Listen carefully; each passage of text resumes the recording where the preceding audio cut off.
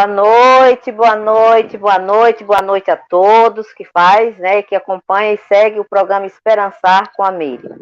Hoje nós temos o privilégio de trazer uma pessoa maravilhosa que tem uma caminhada muito bela nas redes sociais, né, um ativista, filho de militar, né, e tem uma história muito bonita, uma história que eu conheci há um tempo e que fiquei com aquilo na minha mente. É uma pessoa que eu tenho honra de ter conhecido. É um exemplo de pessoa. E o nosso querido Ed vai se apresentar aqui no programa Esperançar. Tudo bom, Ed? Como é que você está? Tudo bem, Meire. Muito boa noite a você, ao Leonardo. Eu quero parabenizar pelo programa, especialmente, logo de cara, por essa vinheta maravilhosa. Normalmente as pessoas não lembram, né, do pessoal que está atrás dos bastidores. Mas como eu mexo com isso, eu quero parabenizar quem criou essa vinheta. Muito linda, muito profissional, de muito bom gosto, e eu desejo que vocês tenham bastante sucesso nesse canal. Agradeço ao convite, ao insistente convite da Meire, sempre com suas palavras elogiosas, honrosas. Eu espero corresponder a tudo isso. Estou à disposição, viu? Fica à vontade. Ed, meu querido, vamos começar falando da sua infância. Eu acho que falando dos seus pais, falando de sua infância, isso é muito bom. A gente conhece o Ed, mas a gente não conhece da infância do Ed. A gente tem que falar um pouco. Como foi sua infância? Como foi seus pais? Eu queria saber um pouquinho. Ah, tá. Bom, primeiramente, como você já falou, né? Eu sou filho de militar, sou com muita honra filho do sargento José Belchior de Queiroz. Porém, eu o perdi com 6 anos de idade. 6 anos de idade, papai partiu para o outro lado. E não partiu em conflito, não. Ele partiu vítima da enfermidade, do câncer. Mas o pouco que o pai, pouco de convivência e até nenhuma lembrança da sua pessoa, tudo que eu conheço do meu pai foi por bocas de outras pessoas. E eu tive a honra, principalmente nesse contexto que nós estamos vivendo, do fascismo, do conflito dos militares se juntando a quem os propõe a defender, mas quem mais está expondo suas vidas. Meu pai, ele foi um exemplo, porque meu pai foi quem prendeu o bandido da luz vermelha, conhecido. Mas o meu pai, ele era um militar diferente, diferenciado. Tanto é que ele entrava nas comunidades carentes fardado. Ele entrava fardado e ele demonstrava amor. A arma mais poderosa que meu pai usou em serviço foi o amor. Ele se juntava às classes mais baixas e demonstrava que queriam bem e fazia instruções e criou um método de alfabetização dentro de comunidades carentes e onde o sargento José Belchior chegava era só abraços. Eu sei disso porque eu conheço de outras pessoas. A rua em que eu moro, eu tenho a honra, eu moro na rua que se chama Rua Sargento José Belchior de Queiroz. Essa placa está na frente da minha casa e meu filho, eu por muita honra, com muita honra, pus o nome do meu filho de Éder José Belchior de Queiroz. Eu fui, desde a infância, eu fui lançado num mundo extremamente machista, era o contexto da época, precisava existir o homem da família, eu não tinha a menor ideia do que era isso, eu era uma criança, mas muito cedo eu tive que assumir esse papel. A família tinha que ter um homem. Felizmente, a sociedade está aos trancos e barrancos, evoluindo. E mulheres como minha mãe, que ficou com 5 filhos para criar, a mais nova era de colo, na ausência do meu pai, foi criada para ser simplesmente única e exclusivamente, simplesmente não, única e exclusivamente a senhora do lar. Aquela defendida hoje pelos sistemas religiosos, que falam que a mulher é a causadora da falência social, porque a mulher foi trabalhar e abandonou os filhos. Só que as pessoas esquecem que existem famílias como a minha, que a mulher fica com a responsabilidade de ser homem e mulher e ela não tem o menor preparo social e estrutural para isso. E nós pagamos um preço muito alto. Eu, particularmente, tive que passar pela fome muito cedo. Eu tive que sustentar a família e eu não sabia nem o que era isso. Com 9 anos de idade, eu já trabalhava para patrão, batia ponto, tinha que trazer o sustento para dentro de casa. Com 12 anos de idade, eu peguei o primeiro registro na carteira. As pessoas falam assim: ah, mas está vendo, você virou uma pessoa honrada, então dar trabalho para a criança não é nada demais, essa geração mimimi está indo contra os princípios. Só que tem o seguinte, gente, eu não tive infância, eu não tive pré-adolescência, eu não tive adolescência. Então, a parte mais bonita da minha vida foi anulada. E muitas pessoas como eu, que não tiveram infância, que foram lançados ao mundo de violência, não tiveram o mesmo destino que eu.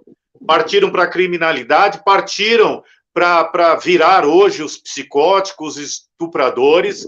Então, essa cultura, esse jargão de que a violência do passado geravam homens honrados, a gente não pode esquecer que os estupradores de hoje, os psicopatas, os maníacos, foram doutrinados e criados com violência. Então, a violência não é o método mais importante. É claro que eu estou falando de duas coisas. Eu comecei falando de trabalho, mas eu associei a violência. Mas é que também, com 9 anos de idade, trabalhando para patrão, eu fui vítima das piores violências, do pior racismo, sem ter consciência. Para vocês terem uma ideia, no emprego que eu trabalhava, batia ponto. De manhã e à tarde, eles não deixavam sequer eu usar o banheiro do trabalho onde eu era, porque se eu quisesse fazer alguma coisa, eu tinha que pular um muro e fazer as minhas necessidades lá num terreno baldio, que tinha um cachorro, que me agrediu, que deixou marca no meu corpo, que eu tive que mentir em casa para não perder o emprego. Então, eu tive uma infância carregada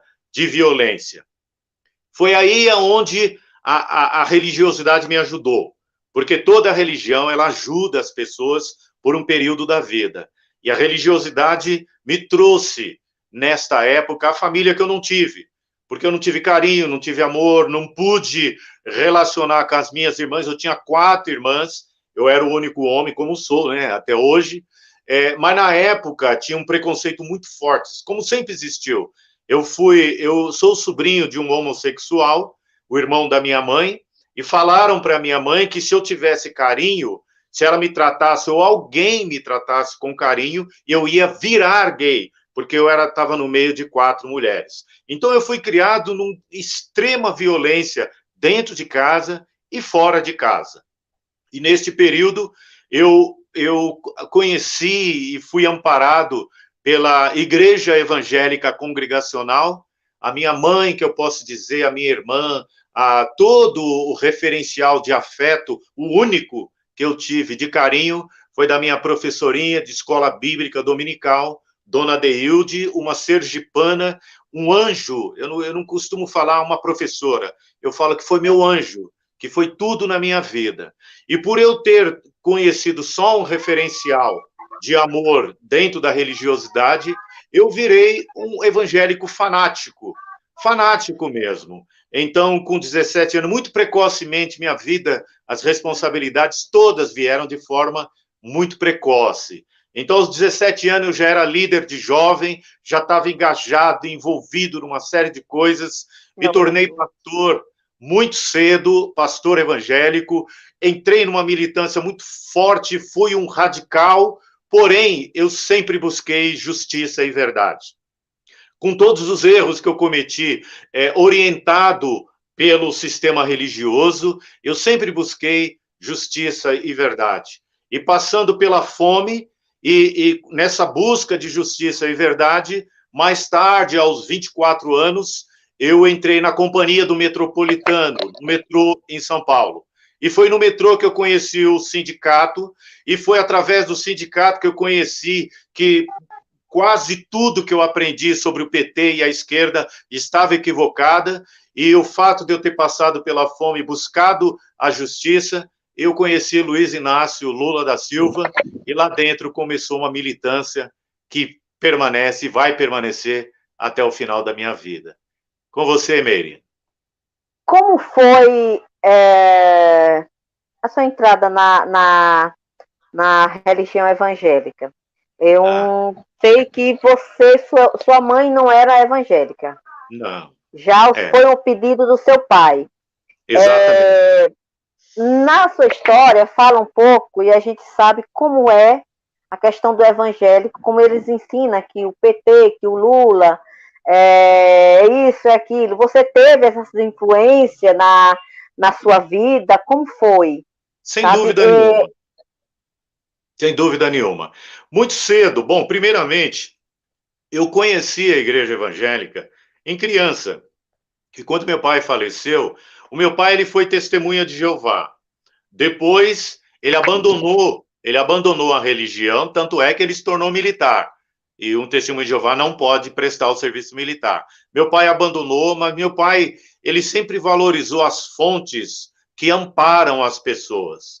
Então, meu pai, a minha mãe, ela tinha muita revolta das religiões por causa de injustiças, mas meu pai, percebendo a revolta da minha mãe antes de falecer, ele falou assim: Elza, um pedido eu te faço, não impeça os nossos filhos de irem para a igreja. Nós já conhecíamos, ele já conhecia um pessoal da igreja congregacional, percebia o amor que essas pessoas tinham, e ele sabia a ojeriza que minha mãe tinha por todo o sistema religioso, e ele fez um pedido que minha mãe não impedisse que nós fôssemos para a escola bíblica dominical. E ele falou assim: mais tarde deixem eles seguir o caminho que eles quiserem, mas na infância não impeça deles irem para a escola bíblica dominical. E foi o pedido maravilhoso que meu pai fez, porque de criança eu fui encaminhado à igreja, à escola bíblica dominical da igreja congregacional, e foi através dessa escola bíblica, como eu falei, que eu conheci todos os meus referenciais de afeto, de amor, e só que como criança, adolescente, jovem, ela só me fez bem.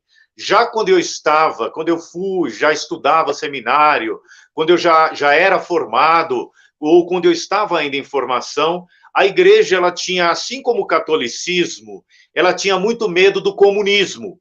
Comunismo, toda religiosidade temeu ao comunismo por causa do governo russo de Joseph Stalin, na União Soviética. E o Stalin, que perseguiu todas as religiosidades, bem intencionado, diga-se de passagem, até hoje existem movimentos ateístas, por causa dos escândalos, dos abusos, das guerras, dos preconceitos, dos males que as religiões fazem na sociedade, existem movimentos ateístas muito bem intencionados, achando que se a religião for extinta da face da terra, vai acabar o preconceito, vai acabar a violência, vai acabar as manipulações, vai acabar as diferenças sociais. Porém, isso parece muito claro, parece muito racional, mas isso já aconteceu na União Soviética e não deu certo. Porque uma coisa é a religiosidade e outra coisa é a espiritualidade de cada um, que todos têm. Inclusive ateus, agnósticos, têm a espiritualidade. E, infelizmente, só os métodos religiosos contemplam essa espiritualidade. É que, infelizmente, oportunistas, charlatães, pessoas deformadas se aproveitam do meio religioso para levar vantagem pessoais, em detrimento de alguém. Porém, eu, muito cedo, fui orientado lá, em toda a minha formação, de que tínhamos que combater o comunismo. E todo o segmento político simpático ao comunismo era contra a igreja, era contra a fé, era contra a família, era contra os bons costumes. Isso era unânime no passado. Isso aconteceu também com o catolicismo, mas a Igreja Católica, por estar envolvida em questões sociais, ela abriu os olhos muito mais cedo. E a Igreja Evangélica, como ela não tem este foco doutrinário de se envolver com causas sociais, ela se viu mais refém do fascismo, porque os militares se juntaram muito cedo no governo de Ernesto Geisel, se juntaram aos evangélicos. E o fascismo se fundiu dentro da igreja evangélica contra o comunismo, e as pessoas não são instruídas, elas simplesmente são orientadas a lutarem contra o comunismo, elas foram orientadas a lutar contra a PT, contra a esquerda, sem conhecer nada de política. É o conhecimento que liberta essas pessoas, e foi o conhecimento que me libertou.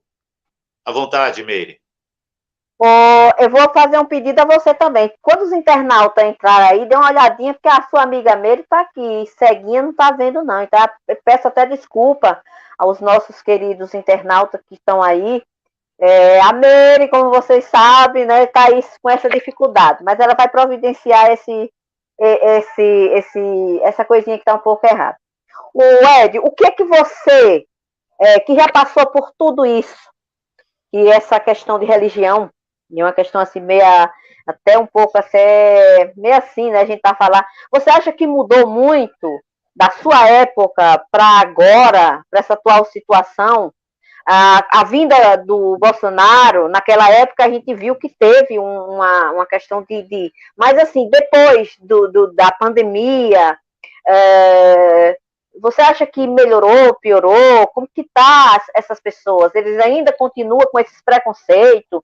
Continuam ainda fazendo e criticando, né, a questão do comunismo, questão do PT, questão do Lula? O que é que você acha? Você acha que teve alguma mudança? Sim, muito, muito radical. Nós estamos vivendo da água para o vinho ou da água para a pedra. A mudança foi extremamente radical. Quando eu comecei a militar dentro da Igreja Assembleia de Deus pelo PT, eu não poderia sequer falar em PT. A igreja tinha duas coisas que ela mais temia: era demônio e PT. Era um ódio, uma ojeriza, uma repulsa tão gigantesca pelo PT, que havia-se testemunhos, e era uma onda, e todo pregador, ele fazia o maior terror dentro das igrejas, o maior terror, que ele falasse que se o Lula ganhasse, estava instituído o Armagedon na face da terra, as pessoas seriam perseguidas, as terras das pessoas seriam tomadas, as pessoas seriam mortas, os filhos delas seriam torturados na frente delas, seria totalmente proibido a religiosidade, porque na época a própria Igreja Batista, ela espalhou, ficou comum um livro de uma vítima do governo de Stalin, da União Soviética. O título do livro era Torturado por Amor a Cristo. Então era um horror. Esse livro, todo mundo que leu, ele não queria sequer ouvir falar em esquerda, em PT, em comunismo, porque o comunismo, ele ficou o símbolo das piores torturas que alguém que desejasse expressar qualquer religiosidade seria submetido. Mas as pessoas não entendiam de comunismo, elas não sabiam diferenciar as doutrinas básicas do comunismo, os objetivos básicos e o governo de Joseph Stalin. Porque os próprios comunistas, eles dizem que Stalin foi o pior inimigo que eles tiveram. Os próprios comunistas falam que ninguém fez tão mal ao comunismo como Stalin, porque Stalin deturpou a ideia original. Veja que o Hitler, veja que o fascismo no geral, todo tipo de ditadura, eles se pronunciaram contra o comunismo. Então precisa-se de criar um inimigo absolutamente monstruoso para se justificar qualquer ação coletiva contra esse monstro. Então foi criado um monstro. A grande maioria das pessoas sequer conhecia sobre esse monstro, mas ela sabia que ele tinha que ser combatido. Hoje não. Tanto é que, e não só hoje, depois de Bolsonaro, depois do governo Lula, muita coisa mudou. Quando as pessoas viram, a partir do momento que o Lula chamou a Benedita da Silva, que era da Assembleia de Deus, que é evangélica, que veio da favela, que era militante, a partir do momento que o Lula chamou a Marina Silva, que também era da Assembleia de Deus, que também era uma militante de bairro, a partir do momento que o Lula promulgou a lei de liberdade de culto. Ele assinou essa lei, e as pessoas foram tendo consciência disso. Aquilo que eu aprendi lá no sindicato, muita gente começou a aprender depois. Mas é que só aprendeu depois quem quer o conhecimento, quem buscou, quem tinha interesse. A grande massa de manobra, porque o evangélico, quase que... A gente falar o evangélico é muito genérico, gente. Porque evangélico, eles têm inúmeros segmentos, níveis, formações. Nós tivemos aí as igrejas que fizeram a maior plataforma política em favor de Bolsonaro, os evangélicos, parte dos evangélicos, sempre os conservadores, e eu quero até diferenciar conservadores de fundamentalistas. Conservadores são aqueles que vão no discurso do Bolsonaro de que temos que defender a Bíblia, a moral, os bons costumes, a família tradicional. Esses são os conservadores. E os fundamentalistas são os Silas Malafaias da vida, que instigam a violência, que instigam o ódio, que querem as armas, que promovem a intolerância religiosa, o ataque, e que promovem a homofobia com muito mais intensidade, são os fundamentalistas. Tanto um contra como o outro apoiaram Bolsonaro. Mas agora, saindo dos fundamentalistas e dos conservadores, nós tivemos a grande massa que está nadando conforme a maré, tentando ver para que lado o vento está soprando mais forte. E tem uma minoria pensante, politizada, estudiosa, que principalmente está próximo, lidando com camadas sociais mais baixas. Esses politizados, esses são ferrenhos militantes a favor da esquerda, a favor de Lula, a favor de PT. Aqui o meu diretório aqui do PT, aqui na Penha, em São Paulo, é o Jeremias, que é um batista há mais de 40 anos, uma liderança batista, e ele é um militante. E mesmo aqueles que não são militantes, o Deltan Dallagnol, na Igreja Batista da Lagoinha, que é uma igreja que apoiou, de conservadores que apoiou Bolsonaro, quando ele fez aquele PowerPoint criminoso, mentiroso, lá na igreja, antes do Lula, naquela época que o Lula estava marginalizado como o pior ladrão, que saía todos os dias, os escândalos do mensalão, que todo mundo via o Lula como o ser mais repugnante que tinha que ser extinto agora, nessa era, parte da igreja levantou na frente de Deltan Dallagnol e deixou ele falando sozinho, virou as costas para ele, numa igreja de conservadores. Então, hoje, o meio evangélico está muitíssimo dividido, existe a fatia dos progressistas, que, na minha opinião, são os únicos que vão vencer o fundamentalismo. Nenhum de nós de esquerda temos um poder de prevalecer sobre Silas Malafaia, sobre Marcos Feliciano, nenhum de nós, mas os progressistas têm. Os evangélicos progressistas são a maior ferramenta que a esquerda tem hoje em mãos, e são pastoras militantes, pastoras como a Ódia Barros, agora que está sendo marginalizada, porque oficializou um casamento entre duas mulheres, uma pastora protestante evangélica. Pastor que foi perseguido na ditadura militar, como o pastor Antônio do Recife, foi extraditado. Nós temos Ariovaldo Ramos, que é um gigante e foi ministro no governo Lula. Nós temos Henrique Vieira, que trabalhou agora no filme Marighella, que é um pastor batista, que é um militante de esquerda e é um extremo homem, um extremo valor. Então, a grande força contra esse fascismo fundido com a religião evangélica são os próprios evangélicos progressistas. Com você, Meire. Meu querido, como foi o seu encontro com o Lula e com o PT? Eu sempre falo que não existe o Lula sem o PT e o PT sem o Lula. Os dois caminham juntos. E eu quero saber um pouco, eu quero saber como foi que o Ed chegou e conheceu o Lula, o PT. Bom, primeiro, como eu já falei, eu fui metroviário, né? Eu fui metalúrgico. Como metalúrgico, eu ainda era anti-Lula e anti-PT. Como metalúrgico, para mim, sindicato era um local de cortar cabelo e fazer homologação de rescisão de trabalho. Para mim, o sindicato tinha esses papéis. Mas entrando no metrô, eu participei das primeiras setoriais. Quando começaram a falar para mim do que era o comunismo, dos propósitos do PT, da esquerda, a partir do momento que eu ouvi as primeiras palavras, eu já vi que ou tudo, ou a maioria das coisas que eu aprendi estavam equivocadas. Quando eles começaram a citar Dom Helder Câmara, Dom Evaristo Arnes, Frei Beto, Leonardo Boff, que eram religiosos, e o papel que eles faziam na sociedade, Zilda Arnes, eu falei, muita coisa me foi omitida. Então terminou a setorial e eu fui para o sindicato. E eu quis me sindicalizar e quis fazer todos os estudos referente ao socialismo e ao comunismo dentro do sindicato.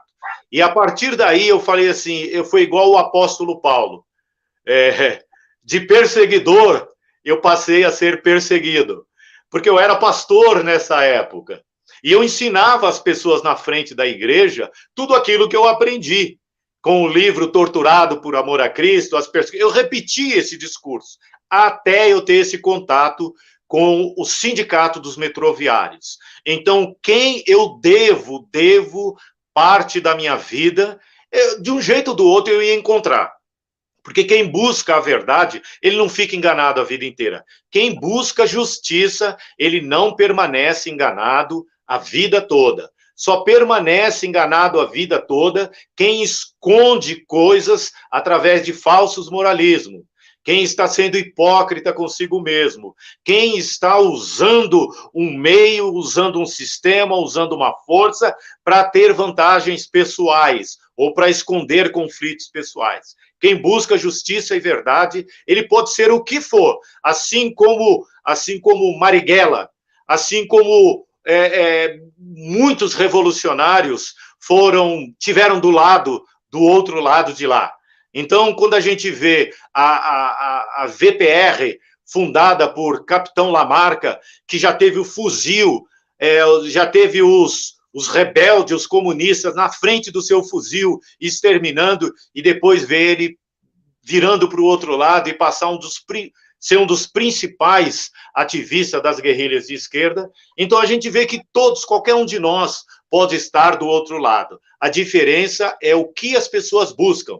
Se for justiça e verdade, ele vai... Por isso que Jesus falou, bem-aventurado quem tem fome e sede de justiça, porque ele será farto. Então, meu encontro com Lula foi através da politização, através do sindicato dos metroviários. E quando, pelo fato de eu ter passado pela fome, a fome sempre foi o pior inimigo na minha vida.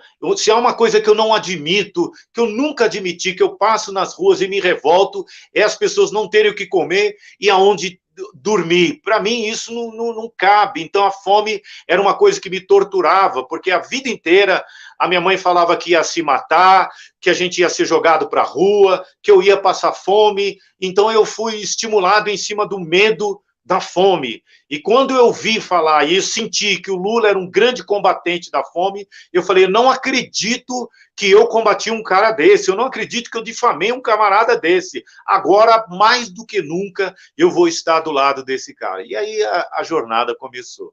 É isso, Meire. Você acha que há um diferencial Lula e PT? Você acha, as pessoas hoje falam muito, as pessoas, eu sou lulista, eu sou petista, eu não gosto do PT, eu não gosto. Eu acho, a Meire aqui, eu acho que os dois têm que andar juntos. Eu quero saber, você, o que é que você acha disso, né? Ter que andar junto é uma coisa, andar junto é outra coisa. Porque, infelizmente, Meire, é fácil você alinhar as ideias quando é na direita, quando envolve dinheiro, quando se ganha, quando todo mundo está ganhando dinheiro para fazer uma coisa e ganhando muito dinheiro. Aí é fácil, todo mundo vai pelo mesmo caminho. Agora, quando você tem que lutar por pessoas carentes e cada um você tem que trabalhar com voluntariado, as coisas todas ficam difíceis. Por quê? Porque o ego humano, eu sempre falo isso, é o maestro do planeta. No fundo, todo mundo, é muito difícil você ceder a uma opinião diante de um bem comum. E mesmo porque, muitas vezes, não é a questão do ego, eu quero ter vantagem sobre você. É eu reconhecer que a tua ideia é melhor do que a minha. Existem dois fatores. Existe dentro do PT aqueles que disputam o prestígio. Existe aqueles que disputam a opinião. Tá aí agora, nós vamos ver a diferença agora da questão do Alckmin. Se você escutar a ala que fala assim, mas já tivemos o golpe, já trouxe lá o Temer, já deu no que deu, como é que pode, como é que o PT ainda vai se sujeitar a isso? Essa é uma opinião. E tem a outra opinião que vai falar assim, não, mas o Lula, desde o começo, ele nunca teve uma política excludente. O Lula sempre teve a política de trazer os piores opositores dele para junto dele. Foi por isso que ele foi atrás da Marina, foi por isso que ele foi atrás da Benedita da Silva. Se ele criasse guerra contra a igreja evangélica, hoje nós jamais teríamos esse triunfo que nós tivemos dentro do governo Lula. Se ele insistisse na guerra contra o patronal, contra o capitalismo, jamais nós teríamos aquelas centenas ou dezenas de projetos sociais. O Lula sempre foi inclusivo, o Lula sempre trabalhou a política da inclusão e sempre trabalhou a filosofia de trazer os inimigos dele, quem agride ele, quem persegue ele, a favor e junto dele. Por isso que o vice dele foi o José de Alencar no outro governo. E todo mundo achou que ele ia perseguir os mega capitalistas, que ele ia atacar os empresários, e ele trouxe o empresário para junto dele. Quem pensou que ele ia ia atacar as igrejas evangélicas, ele trouxe a igreja evangélica para dentro dele. Então, para fazer os petistas entenderem isso, é bastante difícil. Então, existe sim os lulistas e os petistas. Não deveria existir. Não deveria existir. Mas o que eu acho, a maturidade que eu acho que precisava hoje no PT, é o seguinte, vamos contra fatos, não há argumentos. E eu pergunto para as pessoas, quando as pessoas falam assim, mas o PT fez média com o capitalismo, o PT salvou bancos, o PT, o Lula e o PT flertaram com o capitalismo, que é o maior veneno da sociedade, eles não batem de frente, não existe uma política forte de esquerda. Aí eu pergunto, gente, para essas pessoas, se o Lula tivesse seguido exatamente todos esses parâmetros justos que você está falando, o Brasil teria saído do mapa da fome, nós teríamos o Renda Mínima, o Bolsa Família, nós teríamos o Minha Casa Minha Vida, nós teríamos a quantidade de negros, de pobres que entraram na universidade, nós teríamos a farmácia popular, nós teríamos o SAMU, nós teríamos todos os benefícios. Então, uma coisa é você abrir mão de uma ideia, de um conceito, e outra coisa é você ceder. Assim como o Papa, para mim, a maior expressão de vencer o ego foi o que o Papa Bento XVI fez com o Papa Francisco.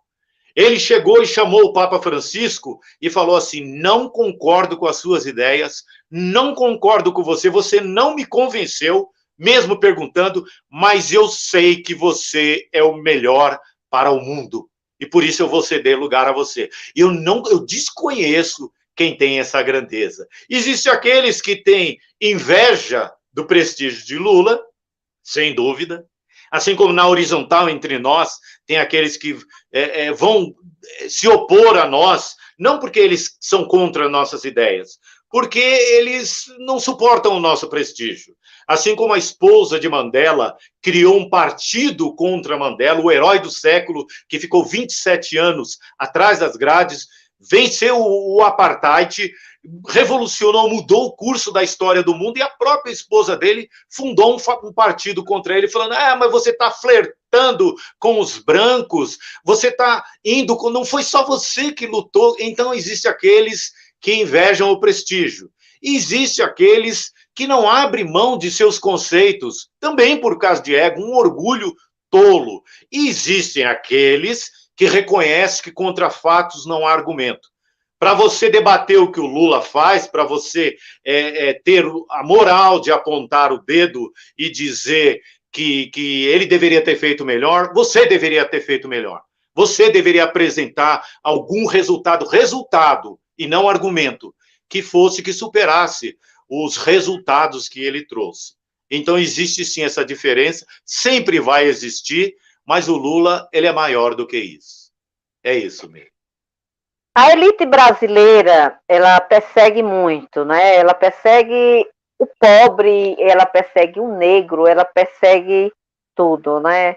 E persegue principalmente o Lula. Ele sempre fala que o Lula é nordestino, o Lula é isso e aquilo.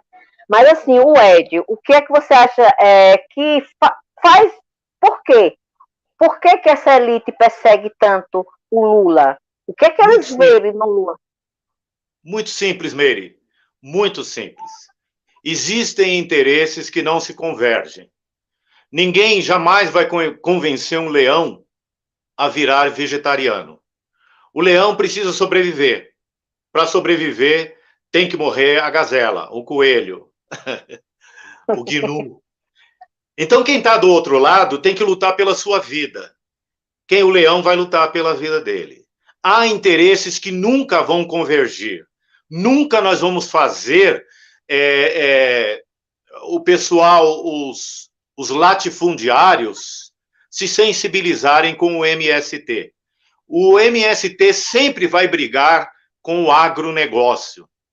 As empresas, micro e pequenas empresas, sempre vão brigar contra os megacapitalistas que a engolem. Por quê?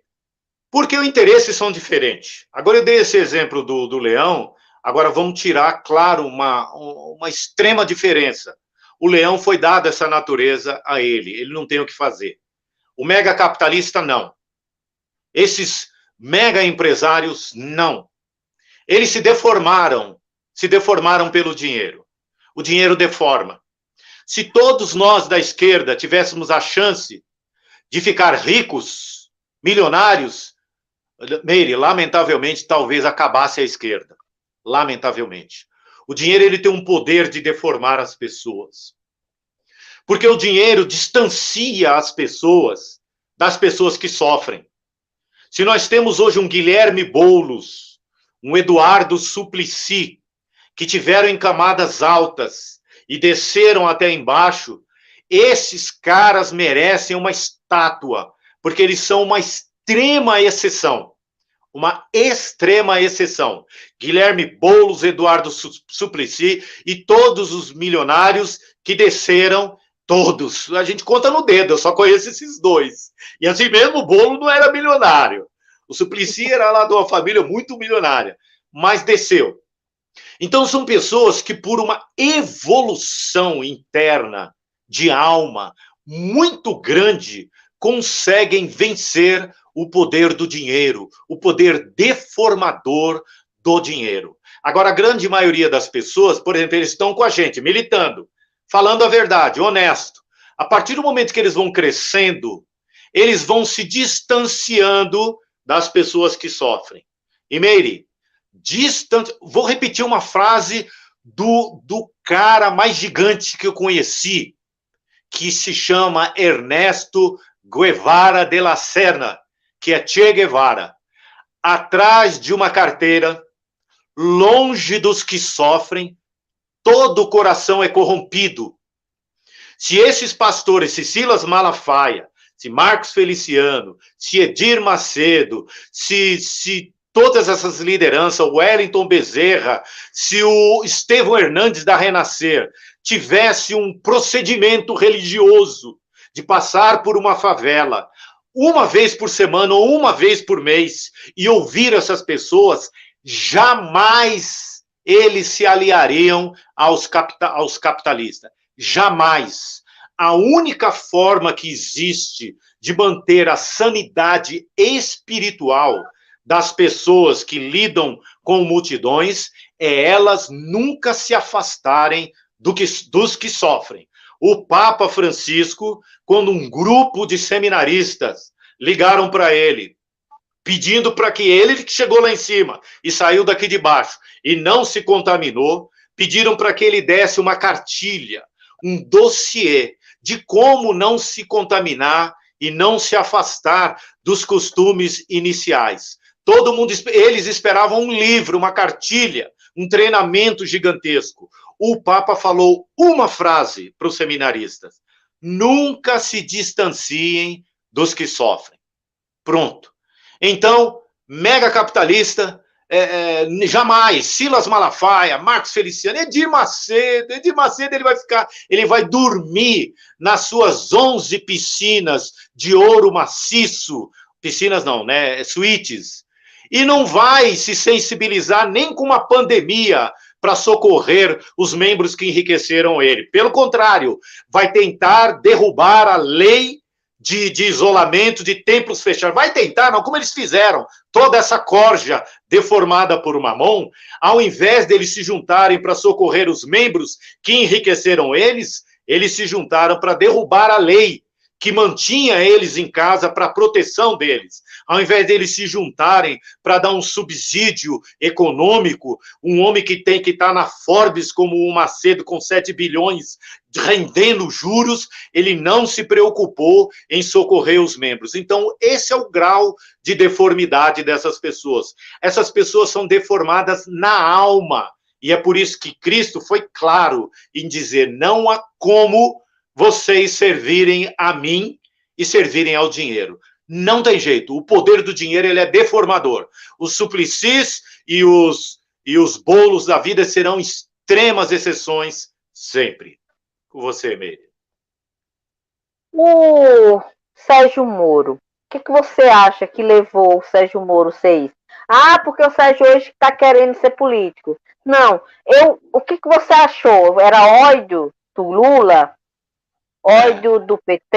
Era porque ele era da direita? O quê? Eu fico me perguntando o porquê desse ódio. Por que ele chega ao fundo do poço para incriminar uma pessoa porque simplesmente ele não gostava, e ele foi sem pensar no que ele... A justiça, né, que fala tanto que a justiça brasileira é assim, assado. Mas eu quero saber o quê? O que levou o Sérgio Moro fazer o que fez com o nosso presidente, com o Lula? Eu podia te responder isso de forma técnica, Meire. Técnica. Mas eu vou te responder de forma espiritual. O Moro foi deformado pelo ego. A alma dele foi tragada, foi corrompida. O que aconteceu com o Moro é a mesma coisa que acontece com Silas Malafaia. Ele está condenado, sem direito à liberdade. Condenado a ser escravo da mentira o resto da vida. Porque ele escolheu um lado. Quando ele viu a onda contra o PT, ele viu a oportunidade de se projetar no cenário social. Olha o ego aí, o ego deformado. De se projetar como um herói. Ele não quis mais compromisso com justiça. Ele entrou um demônio, porque demônio não entra, sai, aflora. Eu não acredito em demônios. Vão se assustar com isso, né? Esse demônio que entra, que toma posse, que faz a pessoa virar os olhos. Não acredito nisso. Isso são atitudes psicóticas, isso são indução, isso são autossugestão. Demônio é o que acontece com o Moro. Corrompe a alma. É um estágio que todos nós temos, viu, Meire? Dentro de você tem um demôniozinho aí. Ah, você vai falar... Só que ele está adormecido, você não deixa ele projetar, porque você luta por justiça. Se você alimentar esse demônio, chega uma hora que ele toma conta de todo o seu caráter. E você não tem mais compromisso com justiça. E tudo que você tem no teu intelecto vai ser totalmente convergido para os seus objetivos egocêntricos, objetivos de se projetar, de ser melhor, de ser aplaudido. Porque ser aplaudido como Lula, todo mundo quer ser, né? A briga do Ciro aí. Todo mundo quer o prestígio do Lula. Alguém quer passar pela fome, Alguém quer subir num carro alegórico, um carro para fazer discurso na ditadura, alguém quis fazer isso. Alguém quis enfrentar 580 dias injustamente atrás das grades. Então, para ter o prestígio do Lula, tinha que passar pelo sofrimento que o Lula passou. O Moro quis o prestígio do Lula. O Ciro também está querendo, lamentavelmente, uma pessoa que eu admiro demais pelo potencial, pela capacidade, mas não adianta querer o prestígio do Lula. Então, derrotar, destruir um Lula, para o Moro, ele entraria para a história mundial. Ele viraria o herói do século, ele viraria o homem mais adorado, o paladino da justiça. Então, o Moro se inflou, teve a sua alma destruída por esse inflamado ego de um prestígio que jamais ele poderia ter, jamais ele foi digno. Então, se a gente for pensar, mas um juiz, o cara insulta, gente, tem médico que faz coisas horrorosas, o nazismo era cheio de médicos, formação acadêmica não melhora caráter de ninguém e nem contribui, apenas dá ferramenta para as pessoas dissimularem o seu mau caratismo. Então o Moro é um cara, o Moro, o Deltan Dallagnol, o Silas Malafaia, o Marcos Feliciano, o Edir Macedo, esses caras são condenados a servir o espírito da mentira para o resto da vida. É isso, Meire. Você acha que a Igreja Católica hoje, ela mudou alguma coisa? Porque antes nós temos hoje o Frei Beto, né? A gente tem alguns assim, mas eu acho assim que a Igreja Católica ela não está mais como antes nos movimentos sociais. Você acha que teve alguma mudança? Você acha que precisa ter mudança? E queria também que você falasse um pouquinho como foi a sua chegada ao acampamento em Curitiba, né? Como Sim, foi sim. que você chegou? Porque eu sei que você foi, Sim. e eu sei que muitos brasileiros tinham vontade de estar ali com Sim. Lula. Aqueles Sim. que são verdadeiros lulistas, queria estar ali para dar apoio. Né? Então, eu acreditei muito. Sim. Ô, Meire, a Igreja Católica, ela tem uma vantagem. Ela tem uma vantagem, ela tem a mesma dificuldade de todas as religiões, lidar com o ego, mas ela tem uma vantagem doutrinária. Ela tem um foco, sempre teve um foco nas questões sociais. Então a igreja força algumas lideranças e a maioria dos liderados a se envolverem com causas sociais. Estando próximo de quem sofre, é uma ferramenta de proteção contra esse espírito que eu te falei ainda há pouco, contra a deformidade da alma. A Igreja Católica sempre teve isso. Ela temeu, sim, o comunismo, ela apoiou o golpe de 64, a Igreja Católica, mas muito rapidamente, ela percebeu que aquele golpe não seria um aliado dos propósitos da Igreja. Então, pessoas como Dom Helder Câmara, já naquela época, se despontou. Dom Evaristo Arns, ele foi um ícone. Esse homem merece uma estátua. Todo mundo tem que estudar a história do grande líder Dom Evaristo Arns.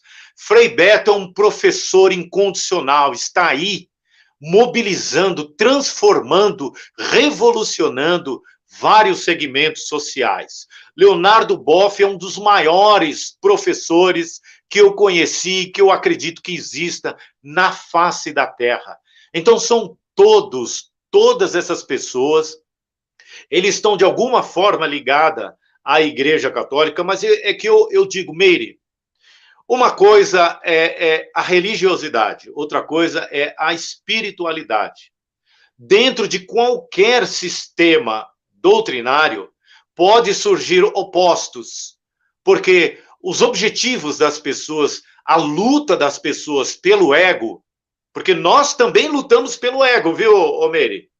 Que a Madre Teresa de Calcutá, quando ela foi lutar pelas crianças de Bangladesh, das miseráveis, ela estava movida pelo ego.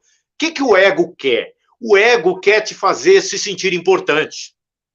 Então, uma coisa é você se sentir importante fazendo as pessoas subirem, melhorarem.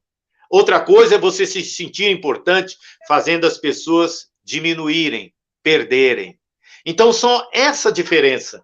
Leonardo Boff, Dom Evaristo Armes, Zilda Armes, essa gigante mulher que morreu lá no Haiti, no terremoto do Haiti. Frei Beto está nos Movimentos Sem Terra, fazendo um trabalho maravilhoso, um grande professor, um grande escritor. Então, dentro do catolicismo, existem as correntes. Só que o catolicismo tem uma grande vantagem.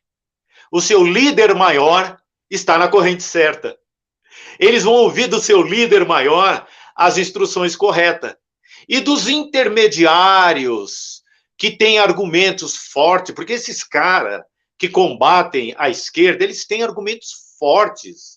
Eles vão falar dos falsos moralismos, eles vão falar do aborto, eles vão falar do combate às drogas, eles vão falar, esse pessoal de esquerda vai contra nossos propósitos, eles vão convencer as pessoas emocionalmente, intelectualmente, contra a esquerda.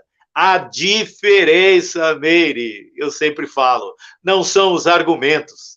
A diferença é a distância e cada um está dos que sofrem. Duvido que tenha um padre que está envolvido com classes sociais mais baixas. Duvido que ele vai defender direita. Não vai. Não vai. Porque não vai ver ninguém de direita lá do lado dele.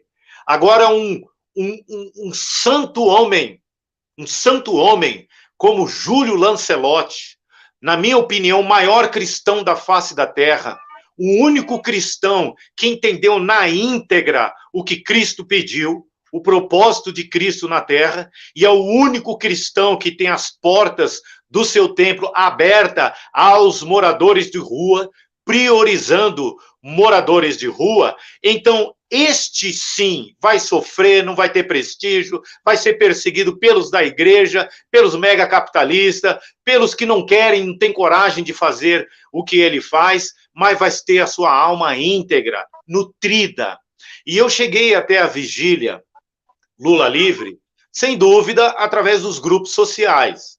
Eles me conheceram e me convidaram para estar lá, porque eles me apresentaram até como pastor. Gente, eu não sou pastor e não sou nem evangélico, viu, gente? Nem evangélico. Eu me considero um cristão. Eu sou um cristão. Eu não quero título de evangélico, nem conservador, nem progressista, muito menos fundamentalista. Eu sou um cristão, então eu quero estar junto dos meus irmãos que se juntam ao padre Júlio Lancelotti. Eu quero estar junto dos meus irmãos ateus que militam pelo marxismo e combatem as injustiças sociais. Eu quero estar junto, principalmente, dos meus amados irmãos da Umbanda e do Candomblé, que são vítimas da intolerância religiosa por séculos e séculos.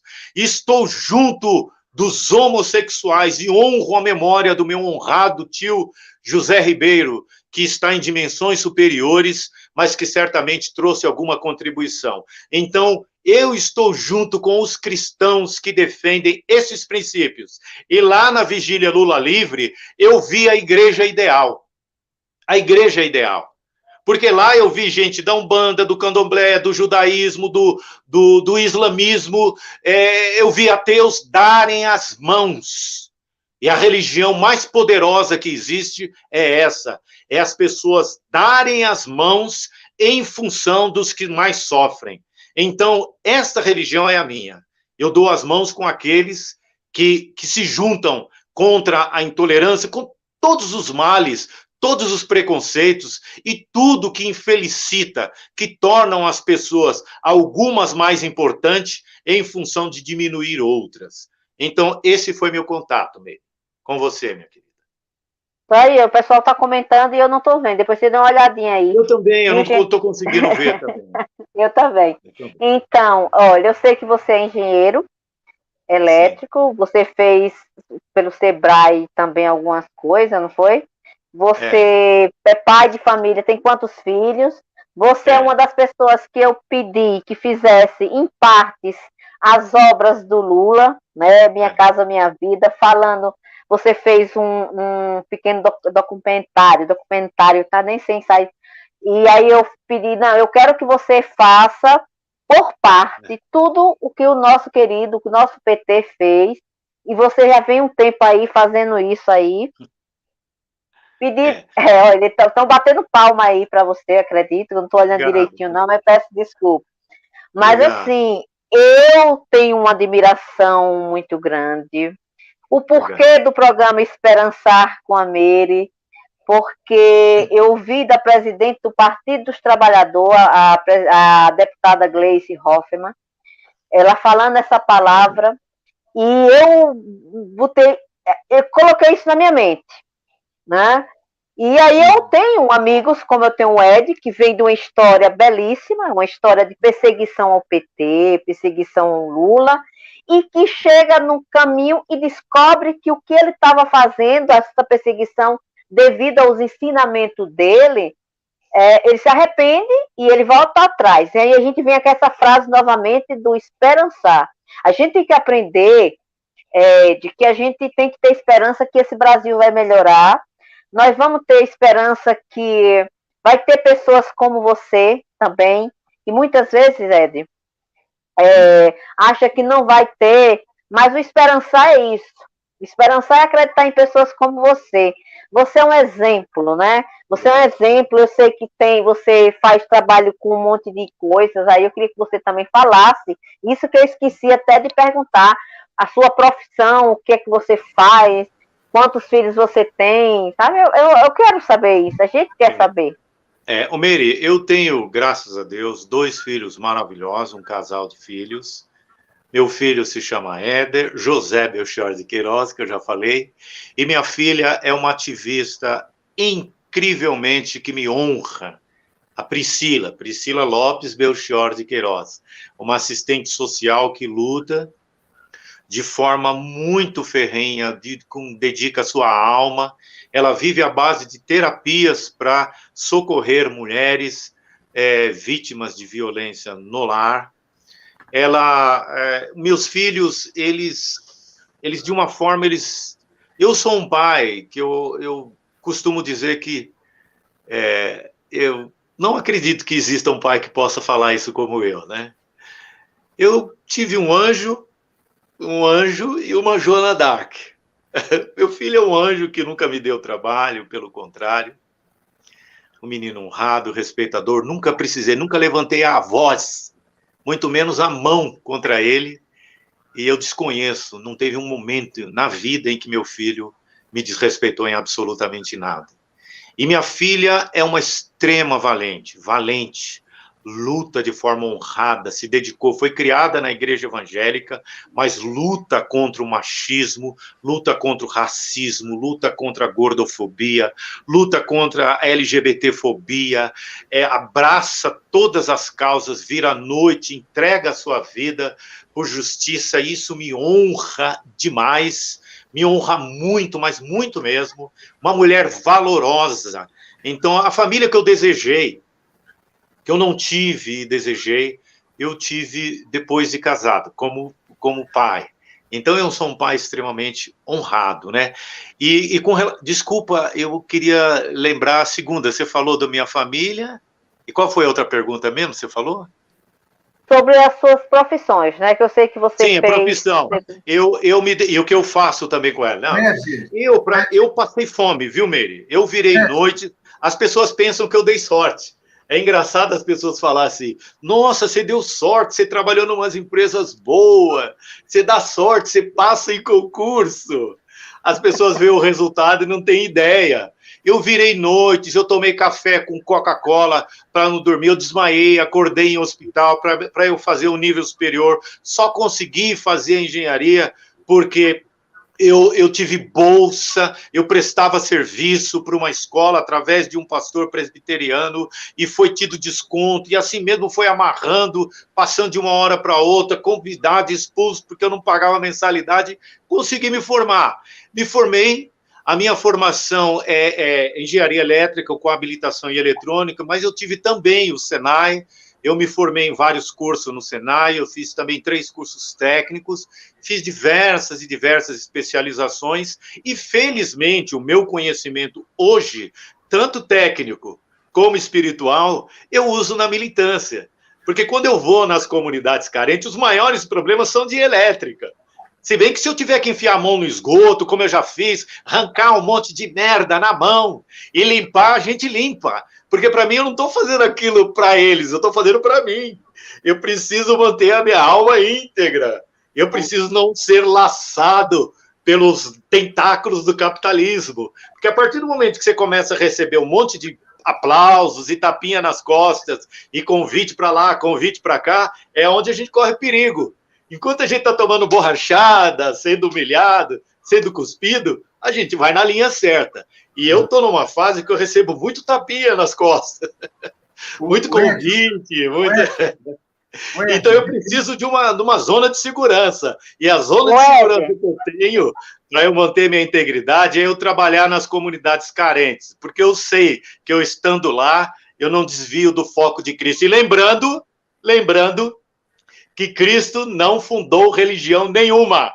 Que Cristo foi para a cruz porque ele se juntou com aqueles que a religião perseguia, que o Estado desamparou, que eles diziam que era imundo, que era traste, que precisava ser morto. Na época, os bolsonaros da época de Cristo levaram Cristo para a cruz. E ele só foi para a cruz porque ele foi um desobediente, um fora da lei, um revolucionário, um cara que desafiava o que estava escrito. Está escrito, ele falava...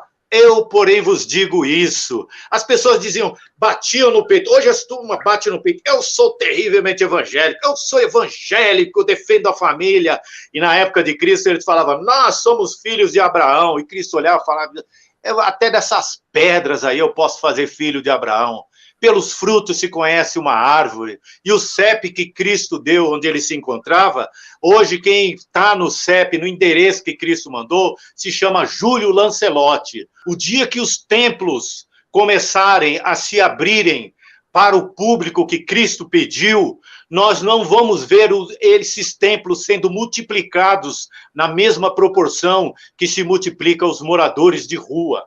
Nós vamos ver a desigualdade social diminuindo, porque todas as vezes que a religião foi no caminho que Cristo pediu, a desigualdade social foi diminuída. Países que eram de terceiro mundo viraram de terceiro mundo quando o objetivo de Cristo foi observado. Por isso, começando pela Alemanha, Suíça, Inglaterra, por último, Estados Unidos, todos os países evoluem, mas quando elas se vendem a mamon, ao capitalismo, aí começa a aumentar a desigualdade social, aumentando a desigualdade social, aumenta a violência, é mais gente morta, é mais militares mortos, e tudo se prejudica. E sempre o discurso dos hipócritas vai ser usar a violência para combater a violência, e nunca o combate à desigualdade social. Você... O Léo está querendo falar algo a você agora. Fica à vontade, fica à vontade. O Ed, Oi. Como é que é a sua atividade junto ao MST? Ah, bacana. Legal, legal. A minha atividade com o MST é um projeto que eu espero que de alguma forma, vire uma religião no nosso país. Para quem não conhece, entre aí no site do MSTL, mstl.org.br. A minha militância com o MST se dá com instalações de luz solar. As pessoas patrocinam, a gente vai instalar uma simples placa fotovoltaica de 1000 watts, simplesmente. A gente já deixa ligando uma lâmpada e uma bombinha para bombear a água para agriculturas familiares. Gente, se vocês entrarem mstl.org, www.mstl.org, vocês vão encontrar o trabalho que é um exemplo, comunidades autossuficientes, onde as pessoas se unem do MST, cria uma organização, faz vínculo com o Estado e elas têm uma infraestrutura semelhante a esses centros urbanos, com autossuficiência, com feira, com comércio, com atividades, com mãos de obras, tudo autossuficiente, onde elas se mantêm, todo mundo se melhora, eles saem da rua e vão morar em prédios de última geração. Isso, saem da rua e vão morar. Eu não atuo diretamente aí, eu ainda estive lá no Paraná, estive aqui fazendo algumas coisas no interior de São Paulo, mas eu ainda quero fazer isso virar uma cultura, uma religião. Eu quero que as pessoas que querem ajudar contribuam com esse trabalho, porque isso muda a vida das pessoas. As pessoas passam a ter uma autonomia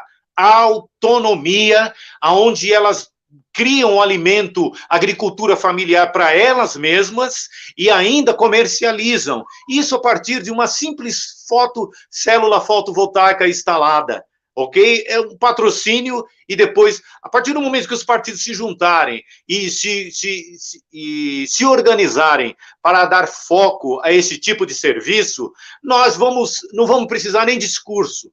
Não vamos precisar nem de discurso. PT, esquerda, não vai precisar de discurso. A gente filma, mostra o trabalho, mostra o antes e o depois e pronto. E contra fatos não há argumentos. Então são vidas mudadas, transformadas através da oferta de mão de obra de cada um. É isso. À vontade, Meire. Vamos para o final, né? Eu quero que você fale um pouco as suas considerações finais.